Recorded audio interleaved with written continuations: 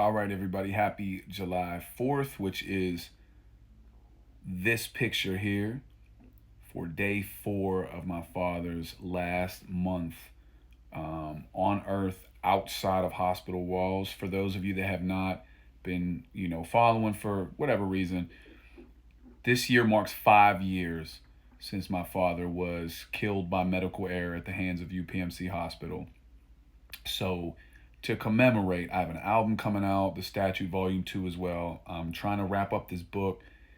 And this month, I want to share a picture and a story of my father every day of July to humanize him more so he doesn't become lost in the shuffle of 250,000 other victims that pass yearly of medical error. So, this is the picture I chose today.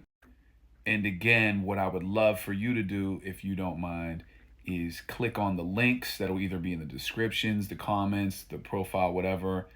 Sign the petition, which is free. We're trying to get to 10,000 signatures, which will help us change the statute of limitations for Pennsylvanians. For Pennsylvania, it's only 2 years for medical error, which for receiving stolen property is 5. And I also want to put some institutions in play or something that can work with families that are victims of medical error to help guide them better. So their first option isn't just some money grubbing lawyer. So I appreciate everybody for tapping in. All right. So interesting story about this little precious guy. So this was my dad probably at 7 or 8 years old. So this is probably circa 55, 56 maybe. I didn't know this because my dad didn't really openly speak about his childhood and all these things. I didn't know this until I was older. My dad and his mom split. Mom had the kids at first, and she was a little off. So they were living in some shack in these woods.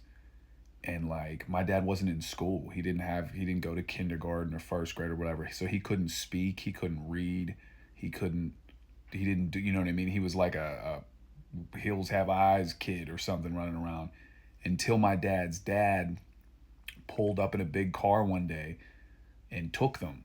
Was like, yeah, we're leaving. So, for as tough as my dad paints his dad out, geez, you got to give him credit for that. So yeah, I don't think my dad was ever in kindergarten or first grade. I'm guessing second grade was probably his first year of schooling, which is really sad because my dad ended up being a really, really, really smart guy.